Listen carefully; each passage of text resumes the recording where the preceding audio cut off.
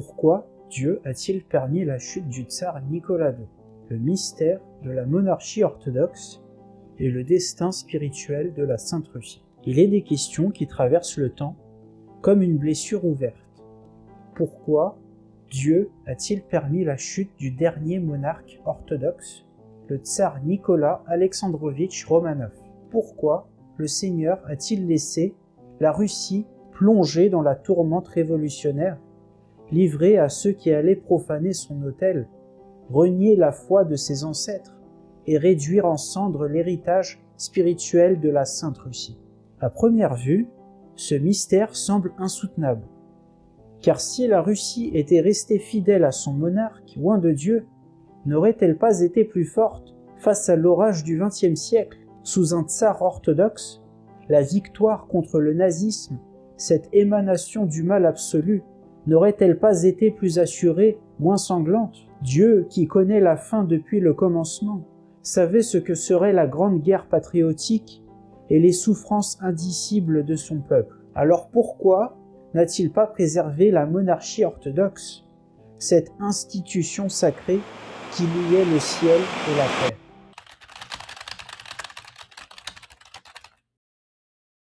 En mars 1917, tous les membres de la famille impériale furent mis aux arrêts. Le tsar Nicolas II, son épouse Alexandra Fedorovna, ainsi que ses 5 autres enfants, les duchesses Olga, Tatiana, Maria, Anastasia et enfin le tsarevitch Alexis. La captivité de la famille impériale dura 16 mois, d'abord dans son palais à Tsarskoye Selo, puis en relégation à Tobolsk et enfin à Ekaterinbourg. C'est là-bas, en Sibérie occidentale, que tous les Romanov devinrent des martyrs, fusillés par les révolutionnaires dans le sous-sol d'une maison le 17 juillet 1918. La réponse ne se trouve pas dans la politique, mais dans le mystère du salut. La nation s'était détournée du serment sacré prêté en 1613, lorsque les Romanov furent appelés à régner par la volonté de Dieu.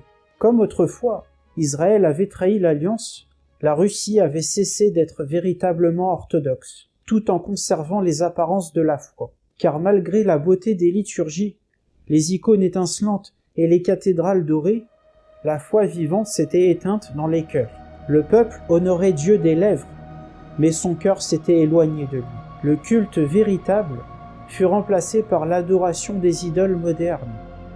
La vanité, la cupidité, la complaisance, la raison orgueilleuse. Et lorsque le sel perd sa saveur, il ne sert plus qu'à être jeté dehors et piétiné. Le tsar Nicolas II ne pouvait gouverner un pays qui avait cessé d'être chrétien. Fidèle à sa foi, il refusait la brutalité, le mensonge, la cruauté politique. Il aurait pu devenir tyran pour sauver le trône, mais un tyran orthodoxe n'est qu'une contradiction en soi. Il préféra la croix à la compromission. Il préféra la souffrance à la trahison. Ainsi, Dieu ne l'a pas abandonné, il l'a sanctifié par le martyre.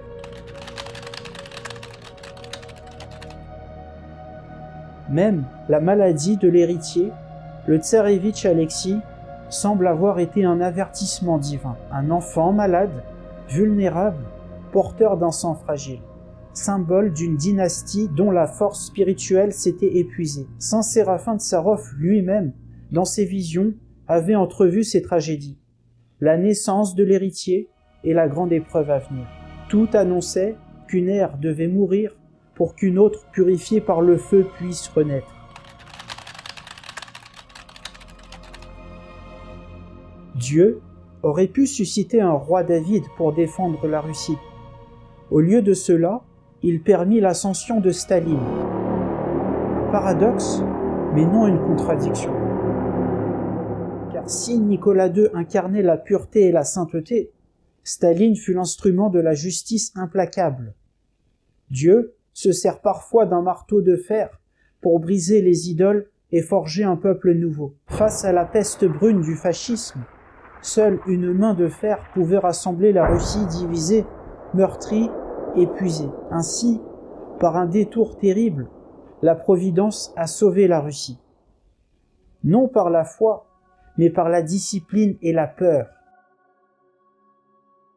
Et pourtant, Même au cœur de la nuit stalinienne, la foi n'a pas été entièrement éteinte. Les martyrs, les croyants cachés, les prières secrètes ont maintenu la flamme. Dieu n'a pas abandonné la Russie, il l'a purifiée par le feu. Aujourd'hui, le retour d'un monarque orthodoxe semble inconcevable. Ni les élites, ni le peuple ne vivent selon la foi. Les églises sont nombreuses, mais combien de cœurs sont réellement transformés? L'orthodoxie ne peut être une façade culturelle. Elle doit redevenir une vie intérieure, une repentance collective. La Russie ne renaîtra pas par des réformes, mais par un retournement spirituel. Et ce repentir doit commencer au sommet, comme à Ninive, lorsque le roi lui-même, bouleversé par la parole du prophète Jonas, s'humilia et conduisit tout son peuple dans la prière et le jeûne.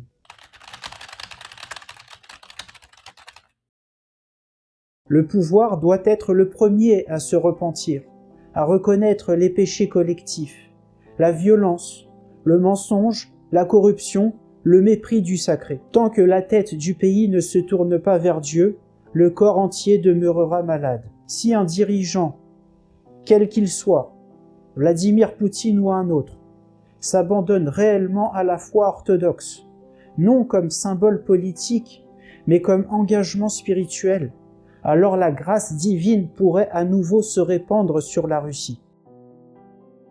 Une telle conversion ne peut venir que d'un bouleversement intérieur, d'un choc providentiel, comme celui du pharaon touché par la sagesse de Joseph.